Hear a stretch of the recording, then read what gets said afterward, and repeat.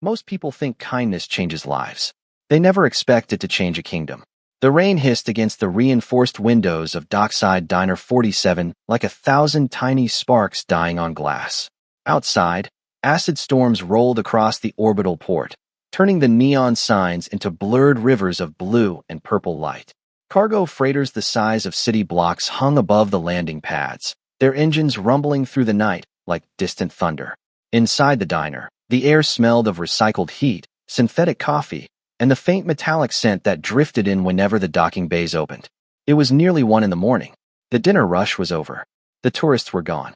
Most of the merchants had already stumbled back to their ships.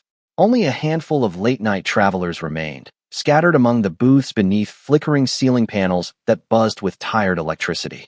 Ethan Miller stood behind the counter, wiping down an old chrome coffee machine that probably should have been retired 10 years ago.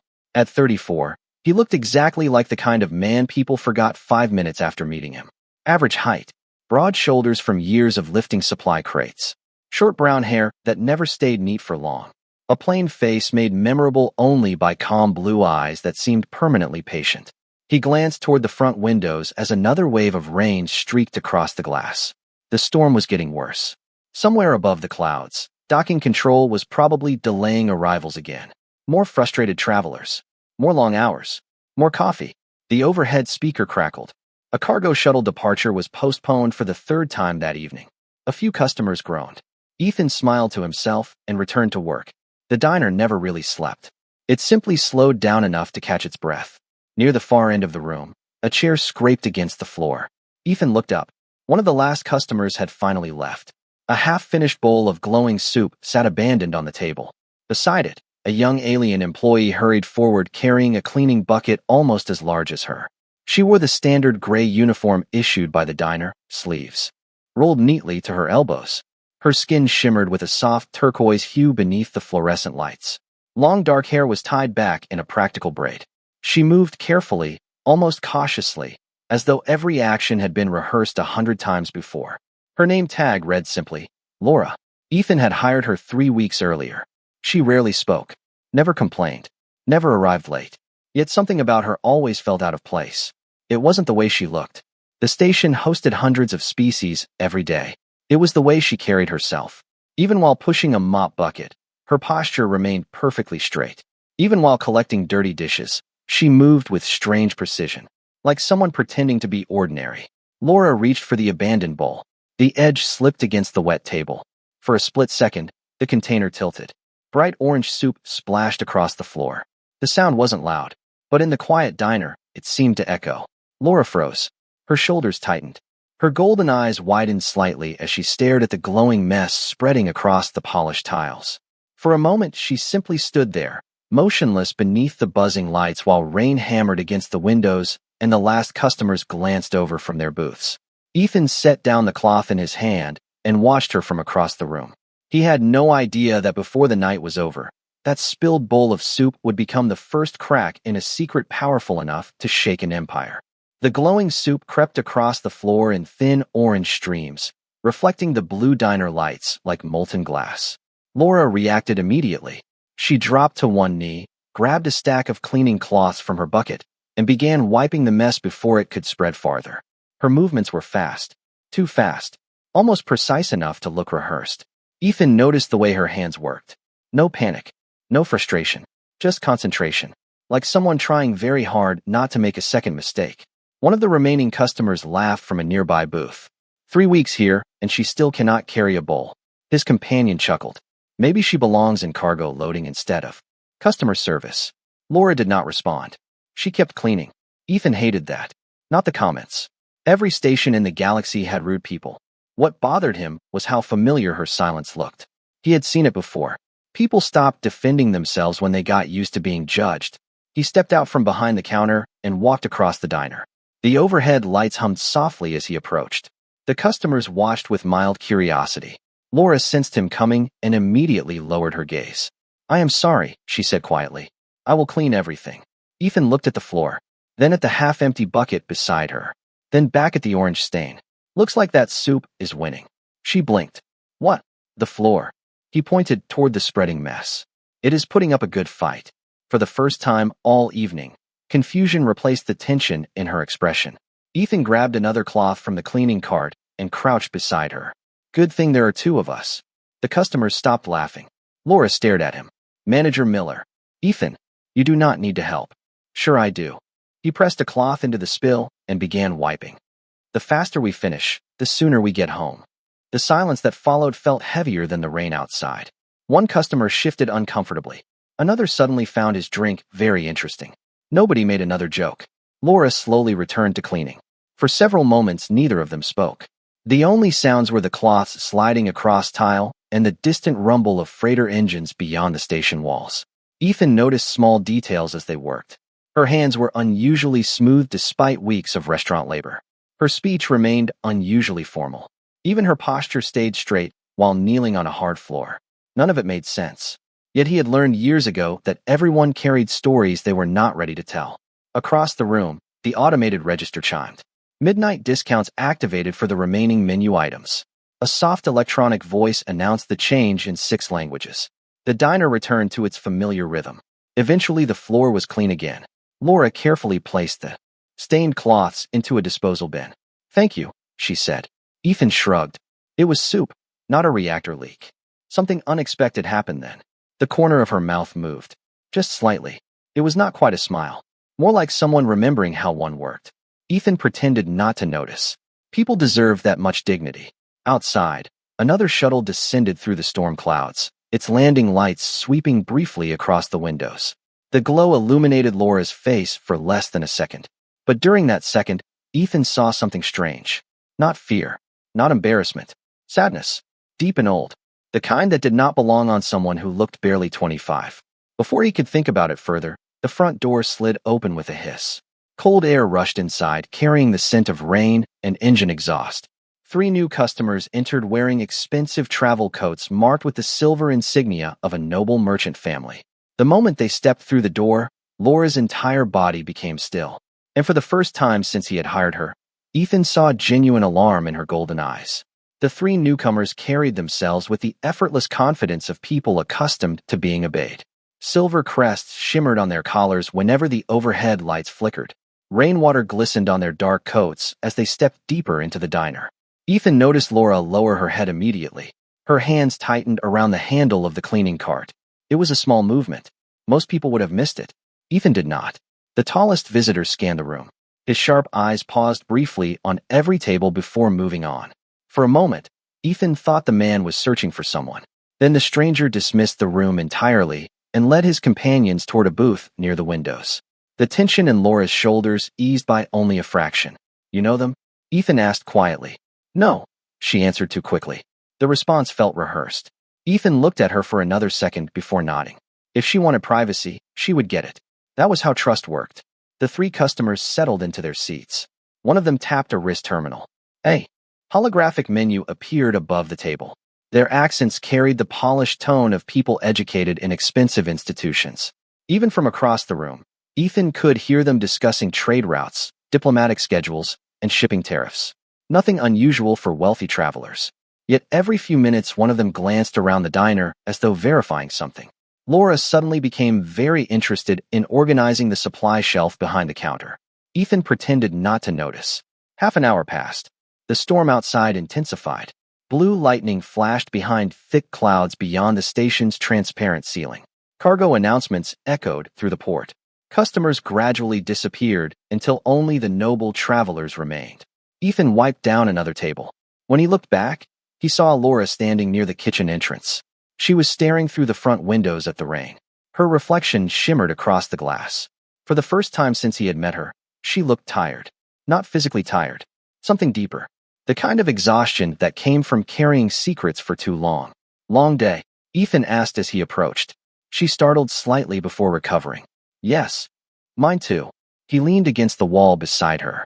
Outside, a shuttle lifted into the darkness, leaving a trail of silver light. Can I ask you something? He said. She hesitated. You may ask. Ethan smiled. That sounds like permission from a lawyer. A faint trace of amusement appeared in her eyes. Perhaps. He nodded toward the dining room. You have been here 3 weeks. You show up early every day. You never complain. You work harder than anyone else. But every time somebody asks about your life, you change the subject. The smile disappeared. Some stories are complicated. Fair enough. He folded his arms. Mine is too. She looked at him. Really looked at him. What is your story? Ethan considered the question. The hum of refrigeration units filled the silence. Nothing exciting. Small town in Nebraska. Work construction. Then station maintenance. Then management. He shrugged. I spend most of my nights making sure people get coffee and do not argue over booth assignments. To his surprise, Laura seemed fascinated. And that is enough. Ethan laughed softly. Most days. Her golden eyes drifted toward the rain again. That must be nice. The words barely rose above a whisper. Before Ethan could respond, the front door opened once more. A cold gust swept through the diner. Every conversation stopped. A tall figure entered wearing a dark travel cloak marked with an unfamiliar insignia. The moment Laura saw the symbol, all color seemed to drain from her face. And this time, there was no hiding the fear in her eyes. The figure paused just inside the entrance while rainwater dripped from the edge of the dark cloak onto the polished floor. Unlike the wealthy travelers already seated in the diner, this newcomer carried no luggage and wore no visible corporate insignia. Yet something about the way the room reacted was impossible to miss. One of the noble merchants immediately stood. Another lowered his eyes. Even the station security officer finishing a late meal near the counter seemed suddenly interested in looking elsewhere. Ethan noticed all of it. Laura noticed it too. Her fingers tightened around the handle of the cleaning cart until her knuckles turned pale beneath turquoise skin. The stranger slowly removed the hood. Silver hair, sharp features, calm eyes that missed nothing. He scanned the room once. His gaze lingered on each customer, each table, each exit. Then his attention stopped on Laura. Neither of them moved. The moment stretched. Somewhere behind the kitchen wall, an ice machine released a rattling cascade of frozen cubes. The sound seemed unusually loud. Ethan glanced between them.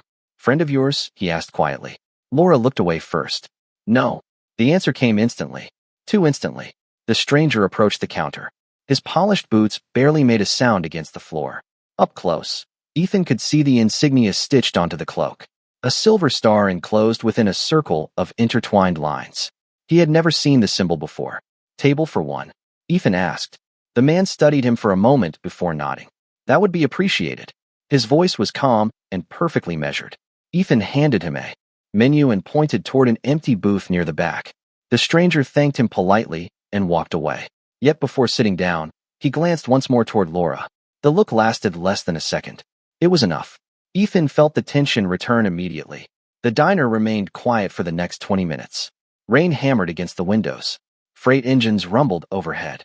Customers finished meals and departed one by one until only the three merchants and the mysterious traveler remained. Closing time finally arrived. The overhead clock flashed 2 in the morning. Ethan locked the entrance and switched the front sign from open to closed. The station beyond the windows looked distant and dreamlike through sheets of rain. You can head home, Ethan told Laura as he carried a stack of trays toward the kitchen. I will finish the rest. She shook her head. There is still work to do. There is always work to do. Ethan smiled. That is how restaurants survive. To his surprise, she remained. Together, they began the familiar routine. Chairs were stacked. Tables wiped clean. Registers balanced. The remaining customers eventually departed, including the 3 wealthy merchants. Only the silver-haired traveler stayed behind. He sat alone, nursing a cup of coffee that had long gone cold. Ethan noticed him watching the room in the reflection of the windows. Not suspiciously, patiently, as though waiting for something. Or someone. Nearly 40 minutes later, the floors were finally ready for mopping. Laura rolled out the cleaning bucket. Ethan grabbed another mop from storage. She looked genuinely confused. Why are you doing that? She asked. Because half the floor belongs to me. You are the manager. Ethan dipped the mop into the bucket. And managers still have arms. She stared at him. Then something unexpected happened. A soft laugh escaped her. Brief. Genuine. The first real laugh Ethan had heard from her. For a moment, the sadness disappeared from her eyes. Then a voice spoke from behind them. Your Highness. The mop slipped from Laura's hands and hit the floor with a splash. The words seemed to freeze the air inside the diner. Rain continued striking the windows. Refrigeration units continued humming. Somewhere above the station, another cargo vessel announced its departure. Yet for Ethan, everything narrowed to a single moment. Laura stood motionless beside the bucket. Water dripped slowly from the fallen mop onto the floor. The silver-haired traveler remained calm. He had not raised his voice. He had not stepped closer. He had simply spoken 2 words. Your Highness. Laura closed her eyes briefly, not in surprise, in resignation, like someone who had spent weeks outrunning a storm only to hear thunder directly overhead. Ethan looked from her to the stranger. I feel like I missed part of the conversation. Neither of them answered immediately. The traveler placed a hand over his chest and bowed his head toward Laura. The gesture was formal, respectful, ancient. Princess Veolora Syth, he said quietly. The council has searched 12 systems for you. The name hung in the air. Ethan stared at Laura. Laura stared at the floor. For several seconds, nobody moved. Finally, she exhaled. I asked them not to search. The traveler offered a sad smile. You know that was never going to happen. Ethan leaned the mop against the table. His mind was trying to connect a dozen impossible pieces. The quiet employee who organized supply shelves. The woman who worked double shifts without complaint. The person who seemed uncomfortable whenever anyone thanked her. A princess. An actual princess. Yet strangely, the revelation did not feel as shocking as it should have. Too many things suddenly made sense. The posture. The formal speech. The education hidden behind simple answers. Laura slowly looked up at Ethan. There was apprehension in her golden eyes now. Not fear of the traveler. Fear of him. Fear that he would see her differently. I should explain, she said softly. Ethan considered that for a moment. Then he shrugged. Eventually, both she and the traveler blinked. Eventually, Ethan nodded toward the floor. We still have half the diner left to mop. For a second, the traveler looked genuinely confused. Laura simply stared. Then something warm appeared in her expression. Not relief. Something deeper. Gratitude. The silver-haired man cleared his throat. Manager Miller, I do not believe you understand the situation. Probably not. Ethan picked up the second mop. But I understand closing procedures. Silence followed. Then, to Ethan's complete surprise, Laura laughed again. This time it lasted longer. The sound filled the empty diner like sunlight breaking through clouds. The traveler looked at her as though he had not heard that laugh in years. You are impossible, she said. That is what my staff keeps telling me. Ethan handed her the mop. Left side of the floor is yours. She accepted it. For the next several minutes, something remarkable happened. A princess and a diner manager mopped floors together while one of the most important officials in her government stood nearby watching.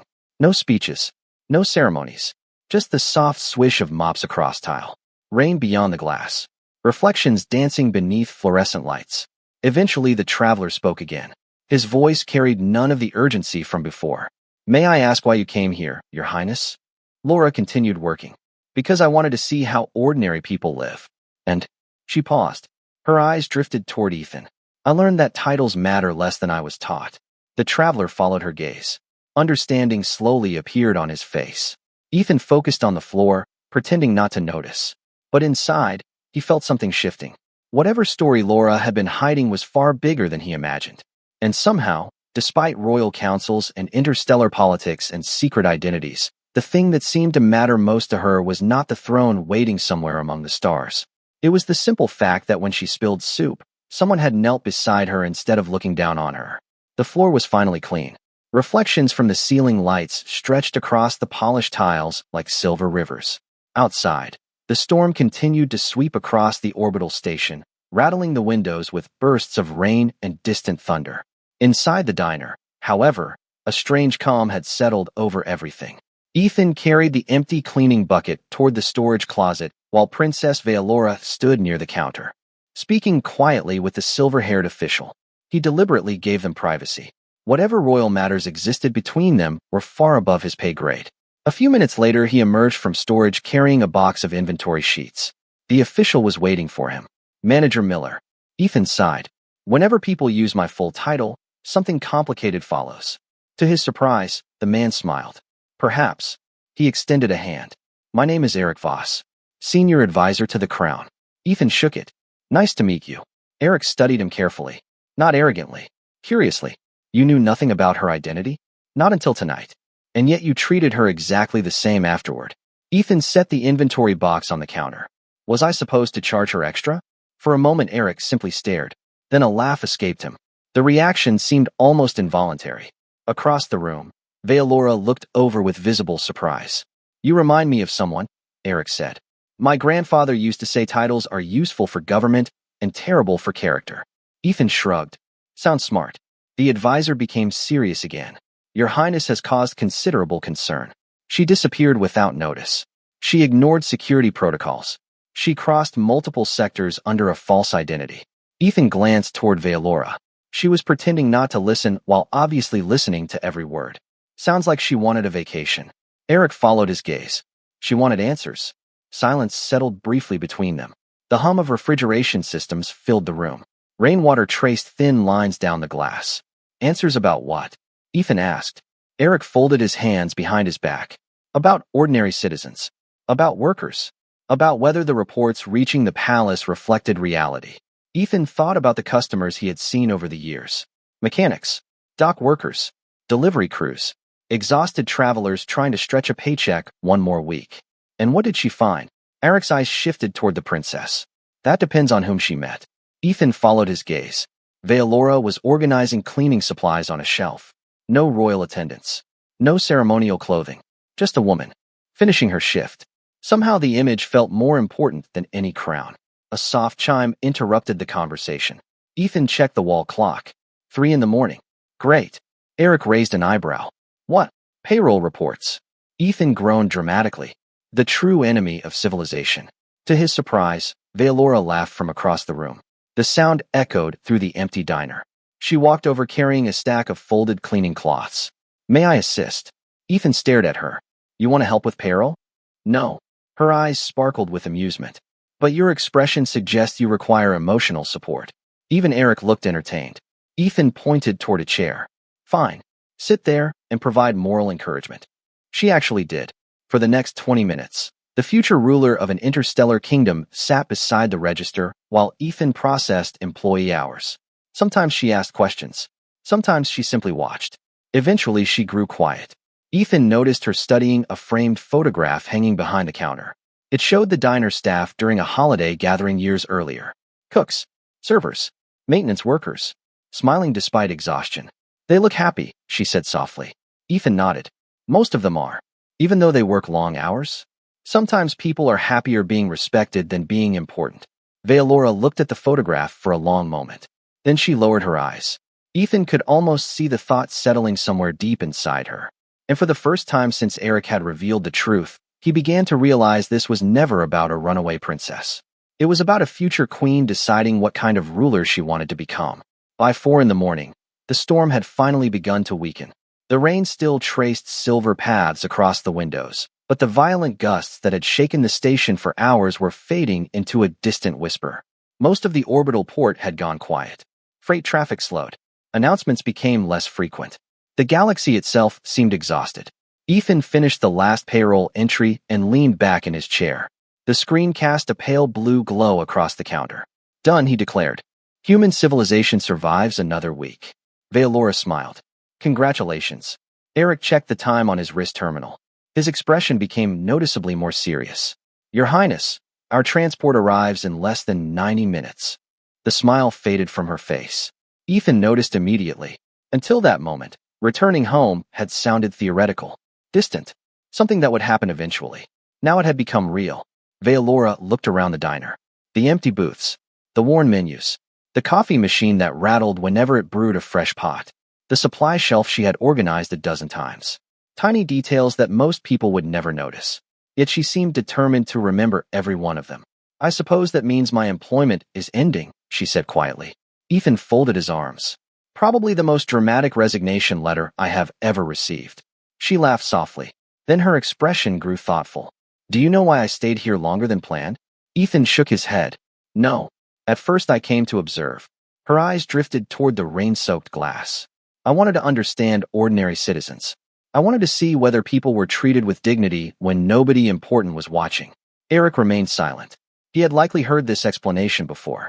And then, Ethan asked. Veolora looked directly at him. Then I discovered something I was not searching for. The room grew still. The refrigeration units hummed quietly. A distant cargo horn echoed through the station. What was that? Ethan asked. Her answer came without hesitation. Perspective. She glanced toward the employee photograph hanging behind the counter. In the palace, every room is polished. Every meal is prepared. Every door opens before I reach it. People stand when I enter. They agree before I finish speaking. Her voice softened. Nobody spills soup. Nobody cleans tables. Nobody worries about missing a paycheck. Ethan listened without interrupting. But here, she continued, I watched people work through exhaustion. I watched them help strangers. I watched them treat one another with kindness even when there was no reward. Her golden eyes met his. And one human manager spent 3 weeks showing me something my tutors never understood. Ethan shifted uncomfortably. I mostly showed you where we keep the cleaning supplies. Exactly. Eric smiled faintly. The answer clearly meant more than either of them needed explained. The advisor's wrist terminal suddenly illuminated. He checked the display and exhaled. There is one complication. Vealora immediately straightened. What happened? The delegation from the Commerce Council has arrived early. Ethan had no idea who that was, but the reaction on both their faces told him it mattered. Is that bad? He asked. Vealora exchanged a look with Eric. Some members of the council believe ordinary labor is beneath the dignity of the crown. Ethan blinked. Seriously? Very seriously. Eric nodded. If they discover where Her Highness has been spending her time, there will be questions. Ethan glanced around the diner. Questions about mopping floors, among other things. For several seconds nobody spoke. Then Ethan shook his head slowly. That might be the dumbest political problem I have ever heard. To his surprise, Vealora smiled again. But this time there was steel beneath the warmth. Confidence. Decision. Whatever uncertainty had brought her here was disappearing. The future queen was beginning to emerge.